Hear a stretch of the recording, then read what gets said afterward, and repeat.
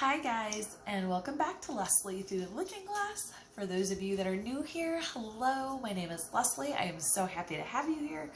For my returning viewers, as always, I appreciate your continued support so much. Alright guys, so today is a Mental Health Monday video, and I hadn't really been sure what I was going to talk about today. Last week was pretty quiet and uneventful, which was really nice. And I was in a pretty good headspace all week. I didn't have too much anxiety. I had my normal stuff, but I was able to, work through it pretty easily and not have any extreme issues there. And I was kind of like racking my brain coming up with a new topic for today. And then this morning happened. And I'm going to talk about this. It's kind of silly now that I am removed from the situation and kind of calmed down. I'm in a much better headspace. However, I had like 2 hours of things just kind of like spiraling and getting me so upset. And so I just kind of wanted to share that experience so that if you don't experience anxiety and you know somebody who does, this might show you how the smallest things can really spiral and like snowball. And if it's you that suffers from anxiety and you're watching this, to know that even if sometimes you're like, God, how do I let things, escalate so quickly? This will give you an example of how it's not just you. And so Mondays, usually I do a parent-child swim class with my daughter. And we have been doing swim classes since she was 6 months old. She loves it. She looks forward to it every week.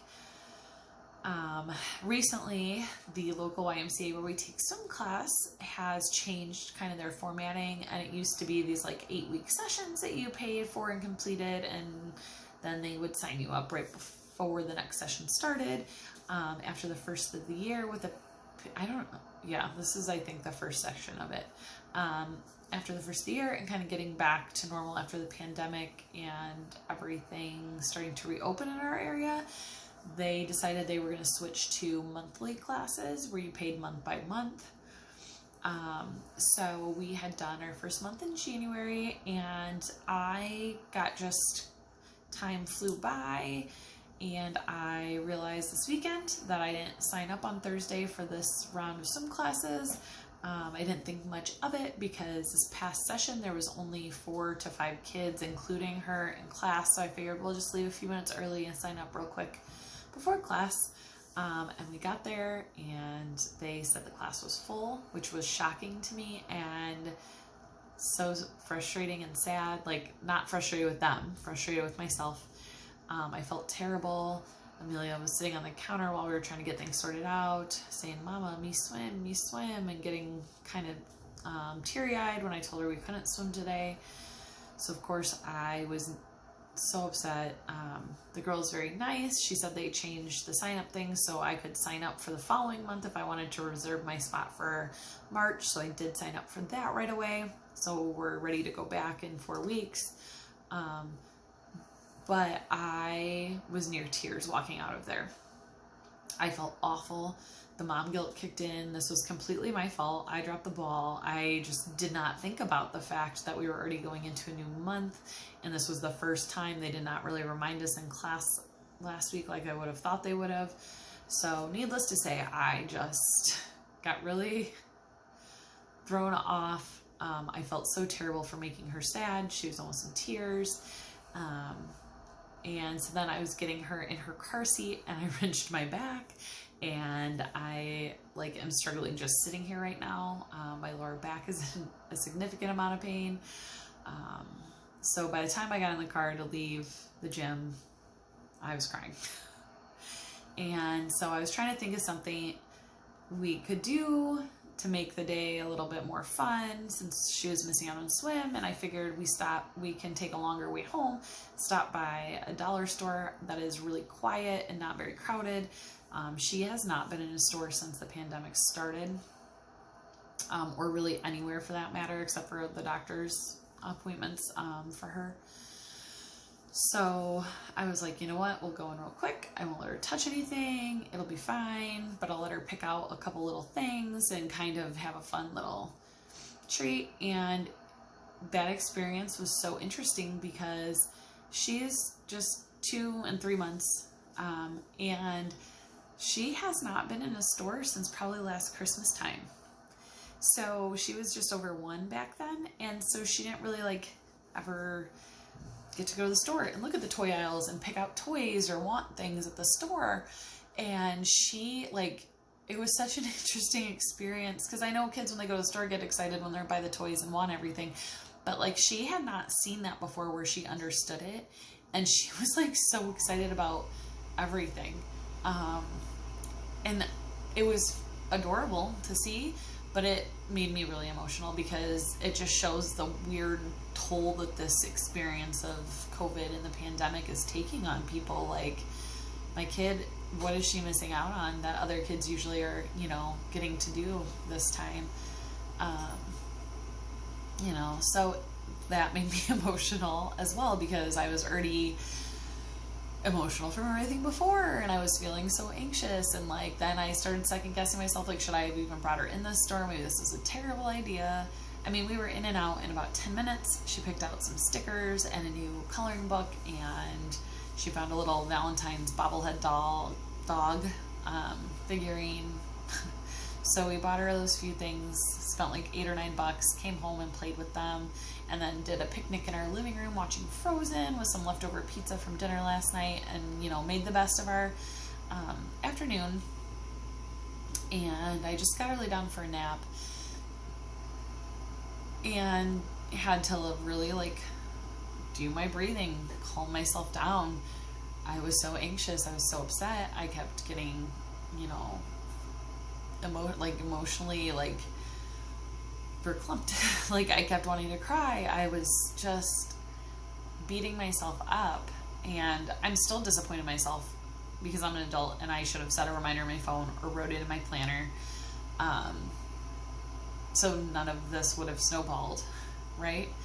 But, and so, like, it's silly, but I have a reminder on my phone for when March classes start. I'll sign up for the following month right away, and I put it in my phone so that I remember, and I'm going to learn from my mistake, obviously, and, you know, but I still feel terrible, because she was so excited and she was so crushed, and I just couldn't compartmentalize that, and it just kept rolling,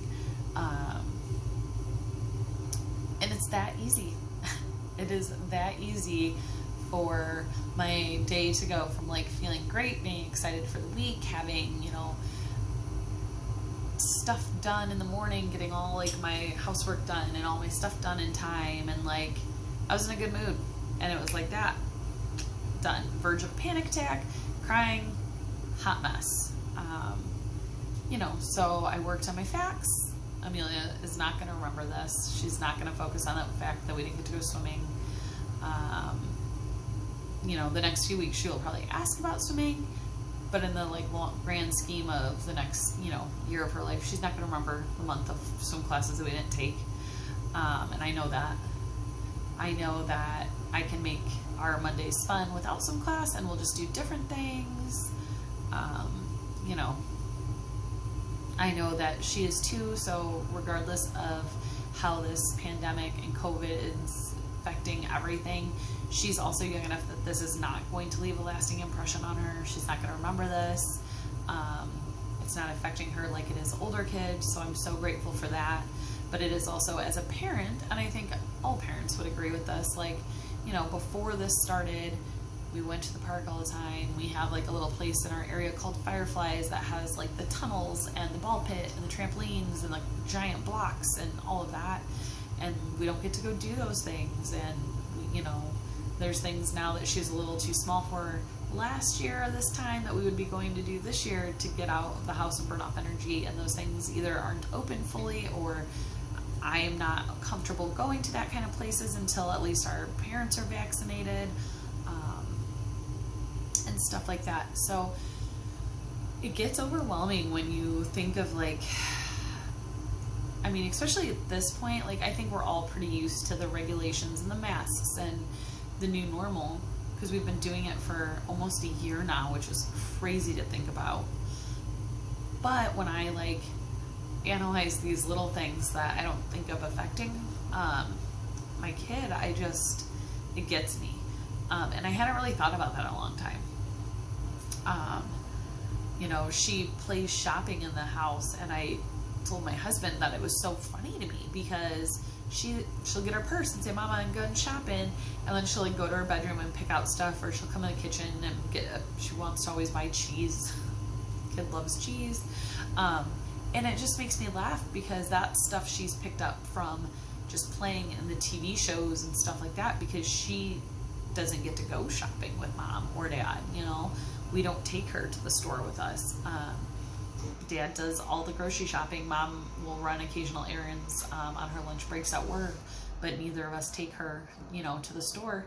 So that's something she has learned just from TV or whatnot. So it's just very interesting. So I just thought this was a good example on how quickly things can start to get out of control when you have anxiety. Like I said, I feel much better now. I am, you know, I'm still disappointed that I made that mistake.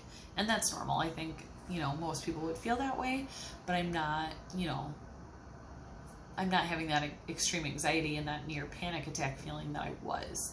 But it just shows how quickly it can change, and what, you know, that not big things can all add up to be a really big experience.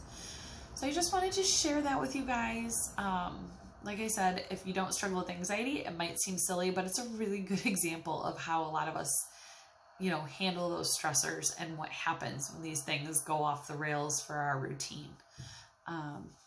So yeah, that's pretty much it today, guys. I think next week, depending on how this week plays out, I'm not sure what next Monday's video will be for sure, but I've learned recently a few things that were interesting to me that I would have never linked to anxiety, but there are definitely things that I do and I read an article about how some of those things are linked to anxiety traits. So I might share that with you guys. I want to do a little bit more reading on that first and become a little more familiar, but I think that might be an interesting topic. But we'll see. Who knows what the week will hold and what kind of real life experiences I'll have for you this week. And Saturday, I will be doing a Disney pin video. I have 2 Loungefly mystery box pins I'm going to open, and then I'm going to show you guys a few of my favorite from my collection that I have, and then I'm going to show some traders that I have in case anybody watching wants to message me on Instagram or anything and trade for a few of the pins I have. I have talked about that video a ton. I finally pulled out my pins today, though, to organize them so I can film that Saturday and post it. So that will be the Disney video this weekend. And that's all I have for you guys. I hope you have a great week. Let's, you know, go into this ready to take on the world and try to have a positive attitude that gets us through the whole week. And I will see you guys next time. Thanks for watching, guys.